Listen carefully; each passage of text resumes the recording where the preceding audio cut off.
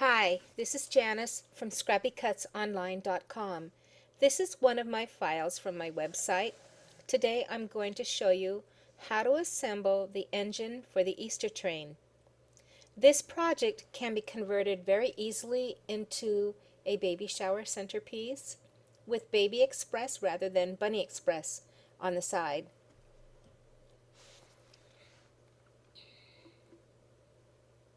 After all the pieces are cut, scored, and creased, it is time to start applying the adhesive. I've used several different types of adhesive to assemble this engine. In this case, I used the heavy-duty double-sided adhesive for part of the engine.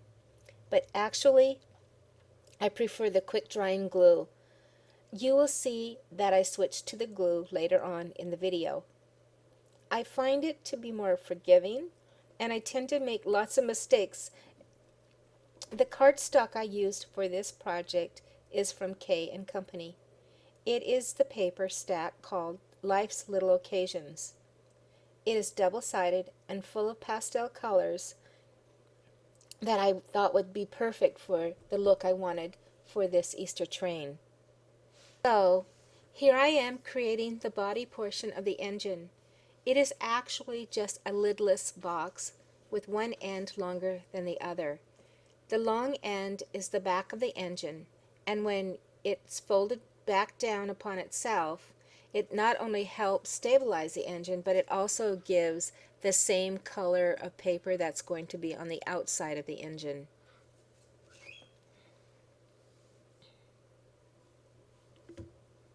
This piece of the engine makes up the top of the engine and part of the cattle catcher, and is attached to the top and the front of the box. I find the easiest way to align this piece is to fold over backwards the top of the engine, fold and swing it over the top of the body, adhering the top flaps to the side of the box. The next step is to add the inner sides of the engine to the box. You can see it's beginning to take shape. Now adhere that back flap to the back of the engine as I mentioned before. This is the outer portion of the engine. As you can see, it's different from the inner because the outer portion has the chimney attached to it, and the inner portion has an open window. On the outer portion of the engine, I kept the silhouette of the bunny so it would be really easy to place the bunny into its proper position. Now to add the outside of the engine to the box, you want to first add the light holder. I don't know really what you call it, but I'm calling it the light holder.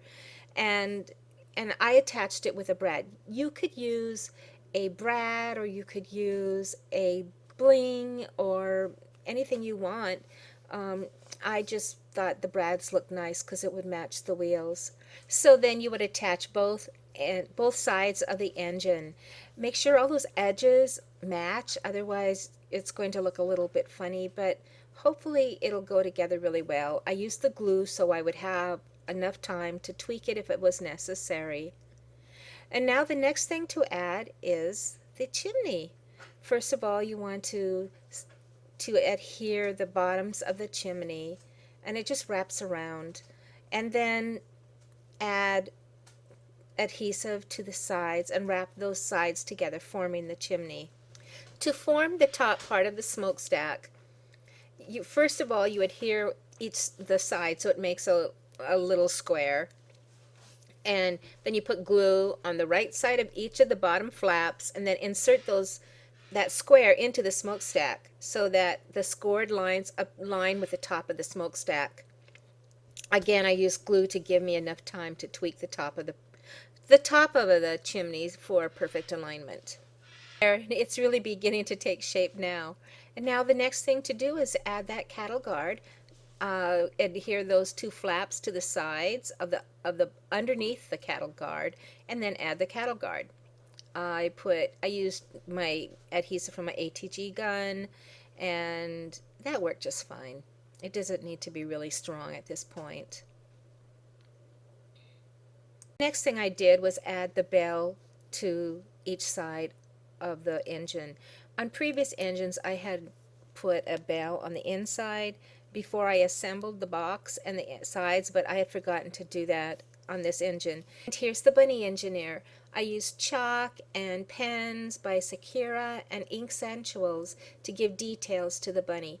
I have never had any training on how to toll paint, so I am just winging it here and just giving some shadowing to the arms and the ears, and then also the sleeves and the hat and the face. As you can see, there's three faces, one for the left and one for the right of the engine, and then there's one that has the facial features stenciled into it. I do this for all of my die cuts that have detail like this because I know some of you have a hard time with freehanding and that is kind of afraid of freehanding drawing. So I make this easy for you. And so I'm using my Sakura pen. I love these pens. One is a glaze and one is a souffle. The souffle is I used for the nose. The glaze was really, really too pink, so I didn't like that.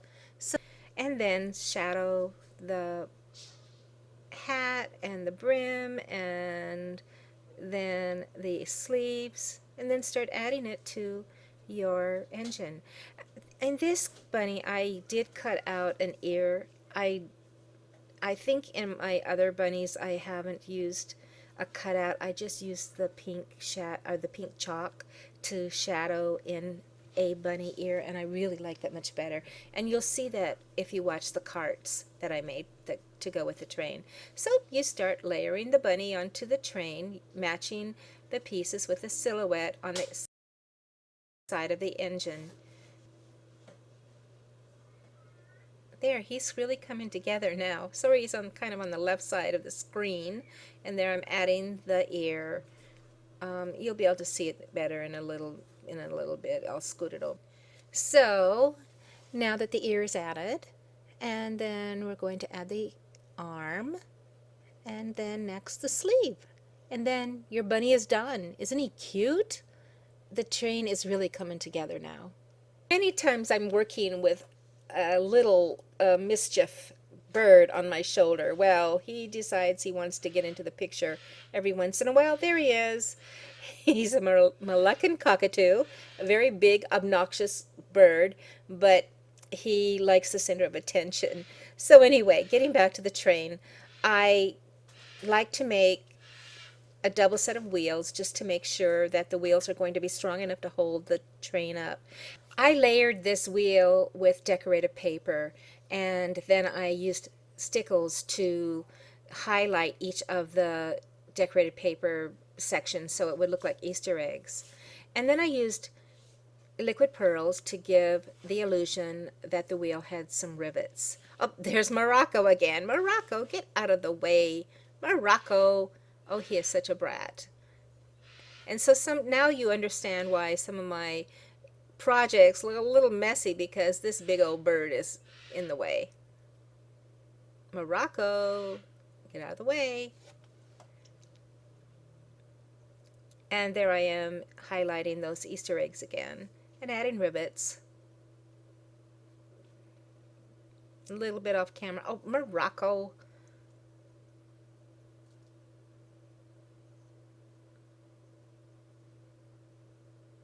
I do love my bird, even though he is obnoxious. As much as I love crafting, actually. Probably a little bit more, maybe, I don't know. So after putting the bird away and letting those wheels dry, make sure they're dry because it takes about a good 30 minutes, hour for them to dry. Then you're going to assemble the wheels by using brads and then attaching them to the train. And then add the light. You can use a brad, but this time I chose to use a little bling to make the light.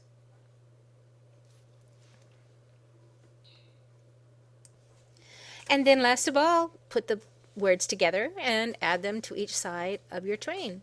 I want to thank you so much for watching my videos and the great comments that you give me. It makes me so happy that you are enjoying my files, and it just inspires me to want to be more creative. Thank you again, and happy Easter and happy spring.